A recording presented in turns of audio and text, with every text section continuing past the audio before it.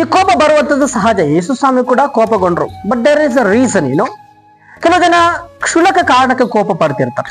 ಈ ಕೋಪದಿಂದ ಭಯಂಕರವಾದಂತ ಅನಾಹುತಗಳು ನಡೆದಿದೆ. ತನ್ನ ಕೋಪ ತನಗ ಶತ್ರು ಅಂತ ಹೇಳಿದಂಗೆ ಅನೇಕರಿಗೆ ಕೋಪವನ್ನು ತಡ್ಕೊಳಕ್ ಆಗಲ್ಲ, ಕೋಪವನ್ನು ಅಣಗಿಸ್ಕೊಳಕ್ ಆಗೋದಿಲ್ಲ. ಕೋಪ ಬಂದ ತಕ್ಷಣ ರಿಯಾಕ್ಟ್ ಆಗ್ತಿರ್ತೀವಲ್ಲ, ಏನಾದ್ರೂ ಮಾತಾಡ್ಬಾರ್ದು. ಅದ್ರ ಒಂದು ಮಾತಿದೆ, ಮೇ ಬಿ ಯು ಕೇಳಿರ್ಬೋದು ಈ ಮಾತು, think twice before you speak ಅಂತ ಅಲ್ಲ. ಒಂದೆರಡು ಸಾರಿ ಯೋಚನೆ ಮಾಡು ಮಾತಾಡೋದಕ್ಕಿಂತ ಮೊದಲು, ಯಾರನ್ನಾದ್ರೂ ಬೈಯೋದಕ್ಕಿಂತ ಮೊದಲು. ಅದಕ್ಕೆ ಹೇಳೋದು, ಆಯುಧ ಮಾಡ್ಲಾರ್ದಂತ ಕೆಲಸ ಮಾತು ಮಾಡುತ್ತಂತೆ. ಸೊ ನಾವು ಯಾರು ಕೋಪ ಪಟ್ಟು ಅಂತೀವಿ, ಸಪೋಸ್ ಕೋಪ ಆದ್ಮೇಲೆ ಗಂಡ ಹೆಂಡತಿನ ಬೈತಾರೆ, ಕೆಟ್ಟದಾಗ್ಬೇಕು, ಎಷ್ಟು ನೊಂದುಕೊಳ್ತಾರ ಹೆಂಡತಿ ಮನೆಯಲ್ಲಿ, ಎಷ್ಟು ಮನಸ್ಸು ಮುರಿಯುವಂತ ಪರಿಸ್ಥಿತಿ ಇರ್ತದೆ. ಹಾಗೆ ಕೆಲವು ಮನೆಗಳ ಹೆಂಡತಿಯರು ಗಂಡನ ಎಷ್ಟು ಬೈತಿರ್ತಾರೆ, ಅನೇಕರ ಮುಂದೆ ಎಷ್ಟು ಅವಮಾನಕರವಾಗಿರ್ತದೆ. ಕೋಪದಿಂದ ಏನೆಲ್ಲ ಮಾತಾಡ್ತೀವಲ್ಲ, ಹಾಗೆ ಕೋಪದಿಂದ ಎಷ್ಟು ಜನ ಮಕ್ಕಳು ತಂದೆ ತಾಯಿಗಳನ್ನ ಕೆಟ್ಟದಾಗಿ ಬೈತಾ ಇದ್ದಾರೆ, ಹಾಗೆ ಎಷ್ಟು ಅವಮಾನ ಪಡಿಸ್ತಾ ಇದ್ದಾರೆ. ಹೆತ್ತು ಹೊತ್ತು ಬೆಳೆಸಿದವರನ್ನ ಆ ರೀತಿ ಕೋಪದಿಂದ ಏನ್ ಬೇಕಾದ್ರೂ ಬೈತಾ ಇದ್ದೀವಿ. ನಾವು ದೇವರ ಮಕ್ಕಳು ಅಂತ ಹೇಳ್ಕೊಳ್ತೀವಿ. ಹಾಗೆ ತಂದೆ ತಾಯಿಗಳು ಮಕ್ಕಳನ್ನ ಯಾವ ರೀತಿ ಬೈತಾ ಇದ್ವಿ ಕೋಪ ಬಂದಾಗ ಅಲ್ರ. ಕೆಟ್ಟದಾಗಿ ಮಕ್ಕಳನ್ನ ಬೈತಾ ಇರ್ತೀವಿ, ದೂಷಿಸ್ತಾ ಇರ್ತೀವಿ, ಶಪಿಸ್ತಾ ಇರ್ತೀವಿ, ಎಲ್ಲ ನಡೀತದೆ. ಗಮನಿಸ್ಕೊಳ್ಬೇಕು ಕೋಪ ಬಂದಾಗ ಹೇಗೆ ಅಂತ ಹೇಳ್ತೀವಲ್ಲ. ಕೋಪ ಎಲ್ರಿಗೂ ಇರುತ್ತೆ, ಆದ್ರೆ ಕೋಪವನ್ನು ಅಣಗಿಸಿಕೊಳ್ಬೇಕು. ಆ ಅಣಗಿಸ್ಕೊಳ್ಬೇಕಾದ್ರೆ ಟೈಮ್ಗೆ ತಕ್ಕಂತೆ ನಾವು ನಮ್ಮನ್ನು ಅಬ್ಸರ್ವ್ ಮಾಡ್ಕೊಳ್ತಾ ಇರ್ಬೇಕು. ಅನೇಕರ ಕೋಪ ಬಹಳ ರೋಷವಾಗಿ ನಾವು ತೋರಿಸ್ತಾ ಇರ್ತೀವಿ. ನಾನು ಹಂಗೆ, ನಾನು ಹಿಂಗೆ, ನಾನು ಆ ರೀತಿ ಮಾಡ್ಬೋದು, ಈ ರೀತಿ ಮಾಡ್ಬೋದು ಅಂತ ಹೇಳ್ಕೊಳ್ತಿರ್ತೀವಿ. ಯೇಸು ಸ್ವಾಮಿ ಲೋಕದಲ್ಲಿದ್ದಾಗ ಆತನಿಗೆ ಎಷ್ಟು ತಾಳ್ಮೆ ಇತ್ತು ಗಮನಿಸ್ರಿ. ಮೊದಲನೇದಾಗಿ ತಾಳ್ಮೆ. ಈ ಕೋಪ ಅಣಗಿಸ್ಕೊಳ್ಬೇಕಾದ್ರೆ ತಾಳ್ಮೆ ಇರಬೇಕು, ಸಹನೆ. ಎಷ್ಟು ಜನ ಸಹನೆಯಿಂದ ಇರ್ತೀವೋ ಖಂಡಿತವಾಗಲೂ ಕೋಪವನ್ನ ಗೆಲ್ತೀವಿ. ನಾವು ಒಂದು ಯುದ್ಧವನ್ನ ಗೆಲ್ಲೋದಕ್ಕಿಂತ ಕೋಪ ಬಂದಾಗ ಆ ಕೋಪವನ್ನ ಗೆಲ್ಲಬೇಕಾದ್ರೆ ಅದೆಷ್ಟೋ ಗ್ರೇಟ್. ಯಾಕಂದ್ರೆ ಯೇಸು ಸ್ವಾಮಿಗೆ ಅನೇಕರು ಅವಮಾನ ಪಡಿಸುವಾಗ, ಮಾತುಗಳಾಡುವಾಗ, ವಿರೋಧಿಸುವಾಗ ಯಾಕೆ ಯೇಸು ಸ್ವಾಮಿ ಸಹನೆಯಿಂದ ಇದ್ದರು? ಯಾಕೆ ತಾಳ್ಮೆಯಿಂದ ಇದ್ರು? ಅಷ್ಟೊಂದು ತಾಳ್ಮೆ ಯಾಕೆ? ಅದನ್ನು ಕೂಡ ಆ ಒಂದು ಲೈಫ್ ಸ್ಟೈಲ್ ನೋಡ್ತಾ ಇದೀವಿ ನೋಡಿ. ಅದನ್ನು ಆತ್ಮಿಕವಾದಂತ ವ್ಯಕ್ತಿ ಅಂತ ಯೇಸು ಸ್ವಾಮಿ ಗ್ರಹಿಸಿಕೊಂಡಿದ್ದರು. ದೇವರ ಮಕ್ಕಳೇ, ನೀನ್ ಆತ್ಮಿಕವಾದ ವ್ಯಕ್ತಿ ಅಲ್ವಾ? ಸಹೋದರಿಯೇ, ಆತ್ಮಿಕವಾದಂತ ಸ್ತ್ರೀ ನೀನಲ್ವಾ? ಹಾಗಾದ್ರೆ ಯಾಕೆ ಸಹನೆ ಇಲ್ಲ? ನನ್ನ ಸಹೋದರಿ ಮೇಲೆ ಕೋಪ ಬೇಗ ಬರುತ್ತೆ, ನಮ್ಮ ಪಕ್ಕದವರ ಮೇಲೆ ಕೋಪ ಬಂದ್ರೆ ಸಹನೆ ಇರೋದಿಲ್ಲ ನಮ್ಗೆ. ಎಷ್ಟು ಗಲಾಟೆಗಳಾಗುತ್ತೆ. ಸಭೆಗೆ ಬರ್ತಾ ಇದೀವಿ, ಅದೇ ಸಹೋದರಿ ಸಭೆಯಲ್ಲಿ ಬಂದಾಗ ನಾವೆಲ್ಲ ಹೊಂದ ಅಂತ ಹೇಳ್ತಿರ್ತೀವಿ. ಮನೆಗೆ ಹೋದಾಗ ತಿರುಗಿ ಕೋಪ ದ್ವೇಷಗಳನ್ನು ಸಹನೆ ಇಲ್ಲ. ಏನೋ ಕೇಳೋದಕ್ಕಿಂತ ಮೊದಲು ಕ್ವಿಕ್ ಆಗಿ ರೆಸ್ಪಾಂಡ್ ಮಾಡ್ತಿರ್ತವೆ. ಸಹನೆ ಅಂದ್ರೆ ನನ್ನ ಸಹೋದರಲ್ವಾ? ಸಹನೆಯಿಂದ ಕಾದುಕೊಂಡು ಹೋಗ್ಬರ್ರಿ.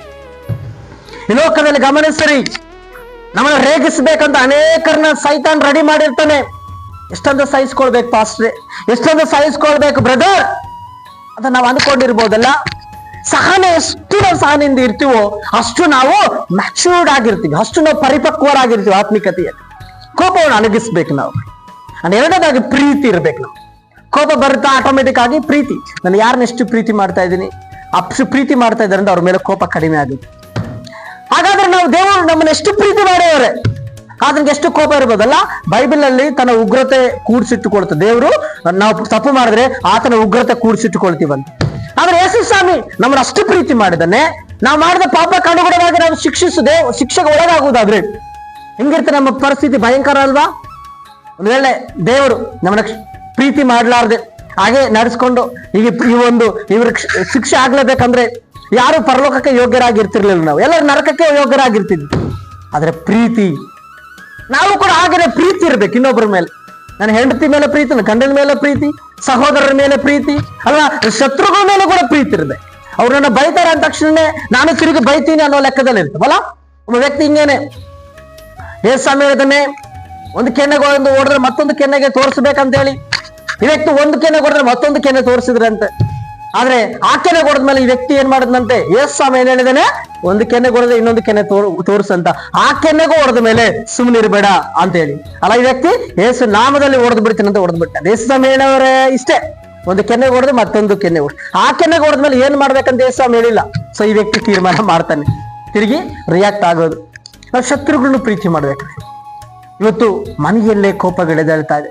ಸಹೋದರ ಮಧ್ಯದಲ್ಲಿ ಕೋಪಗಳು, ಕುಟುಂಬದಲ್ಲಿ ಸ್ವಂತದವ್ರ ಮಧ್ಯದಲ್ಲಿ ಕೋಪ ದ್ವೇಷಗಳು ಎಷ್ಟು ಕಡೆ ನಾವು ನೋಡ್ತಾ ಇದೀವ್ರಿ. ಪ್ರೀತಿಯ ಕೊರತೆ, ಕೋಪ ಜಾಸ್ತಿ ಆಗಿ ಅಲ್ವಾ? ಹೇಗೆ ಕಾಯಿನ್ ಏಬೆಲ್ ತರ, ಏಬೆಲ್ ಕಾಯಿನ ಹೇಗೆ ಕೊಲೆ ಮಾಡಿದ, ಅನೇಕ ಕೊಲೆಗಳು ಆಯ್ತು. ಪ್ರೀತಿ ಕೊರತಿದ್ರೆ ಕೊಲೆ ಆಗುತ್ತೆ. ಪ್ರೀತಿ ನಟನೆ ಮಾಡೋರ ಮೇಲೆ ಕೋಪ ಮಾಡ್ಕೊಂಡು ಎಷ್ಟು ಕಡೆ ಅಂತ ಘಟನೆಗಳು ನಡೀತಾ ಇದ್ದಾರೆ. ನಾವು ಕೋಪವನ್ನು ಅಣಗಿಸಿರ್ಬೇಕು. ಕೋಪ ನಮ್ಮ ಶತ್ರುರಿ. ನಮಗೆ ದೇವರು ಪ್ರೀತಿ ತೋರಿಸಿದ್ದಾರೆ, ಆ ಪ್ರೀತಿ ನಾವು ಅರ್ಥ ಮಾಡ್ಕೊಳ್ಬೇಕು. ಆಗಾಧ ಪ್ರೀತಿ ತೋರಿಸಿದ್ದಾರೆ ದೇವರು. ಆ ಪ್ರೀತಿಯಲ್ಲಿ ನಾವು ಇದ್ರೆ ಖಂಡಿತವಾಗಲು ಕೋಪವನ್ನು ನಾವು ಎದುರಿಸ್ತೀವಿ, ಕೋಪವನ್ನು ಅಣಗಿಸ್ತೀವಿ.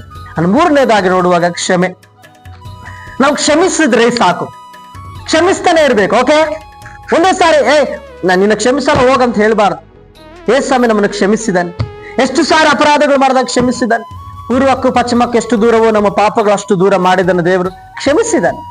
ಕ್ಷಮಾಮಯ, ಕೃಪಾಮಯ, ಕರುಣಾಮಯ, ದಯಾಮಯ ಅಂತ ದೇವರಿಗೆಲ್ಲ ಹೇಳ್ತೀವಿ. ಮತ್ತೆ ಆತನ ಮಕ್ಕಳಾದ ನಾವು ಯಾಕೆ ಕರುಣೆ ಇಲ್ಲ, ಕೃಪೆ ಇಲ್ಲ, ದಯೆ ಇಲ್ಲ, ಕ್ಷಮೆ ಇಲ್ಲ? ನನ್ನ ಮನಸ್ಸು ಬದಲಾಗಲ್ಲ, ಹಿಂಗೆ ನಾನು ಅಂತಿರ್ತಾರೆ ಕೆಲವು ಜನ.